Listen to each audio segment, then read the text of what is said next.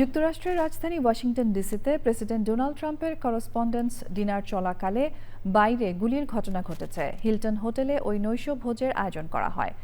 এই সময় Donald Trump ও first lady Melania ট্রাম্পকে দ্রুত নিরাপদ স্থানে সরিয়ে নেন নিরাপত্তা বাহিনীর সদস্যরা। ট্রুথ সোশ্যালে ট্রাম্প লিখেছেন, একজন শুটারকে আটক করা হয়েছে। অতিথিরা আতঙ্কে টেবিলের নিচে আশ্রয় নেন। একজন নিরাপত্তা কর্মকর্তা জানান, 7 থেকে 8টি গুলি চালানো হয়েছে। সন্দেহভাজন হামলাকারীর নাম কোল অ্যালেন টমাস।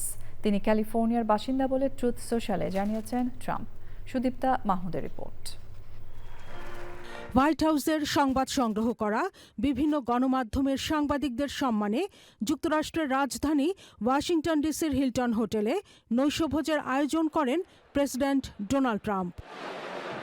নির্ধারিত সময়ে যোগ দেন অতিথিরা।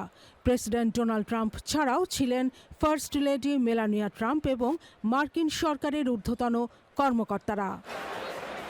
হোটেলের পাশে হঠাৎই শোনা যায় গুলির শব্দ। আতঙ্ক ছড়িয়ে পড়ে চারদিকে। দ্রুত হোটেলের নিয়ন্ত্রণ নেয় সিক্রেট সার্ভিস। জরুরি ভিত্তিতে সরিয়ে নেওয়া হয় প্রেসিডেন্ট ট্রাম্প ও ফার্স্ট লেডি মেলানিয়াকে। আতঙ্কিত অতিথিদের অনেকেই আশ্রয় নেন টেবিলের নিচে। গুলির ঘটনায় পণ্ড হয়ে যায় নৈশভোজের আয়োজন। এক নিরাপত্তা কর্মীর বরাতে বিবিসির খবরে জানানো হয়েছে, 7 থেকে 8টি গুলি ছোড়া হয়। পাল্টা গুলি চালান সিক্রেট সার্ভিসের সদস্যরাও। ট্রাম্প নিজেই ট্রুথ সোশ্যালে এক পোস্টে জানান, সন্দেহভাজন বন্দুকধারীকে গ্রেপ্তারের খবর।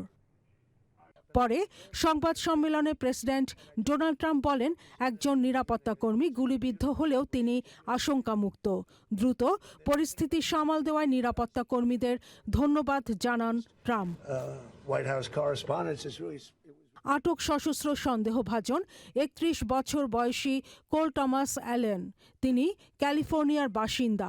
ওই ব্যক্তির ছবি ট্রুথ সোশ্যালে পোস্ট করেছেন মার্কিন president Donald Trump. Sudipta Mahmud, channel I.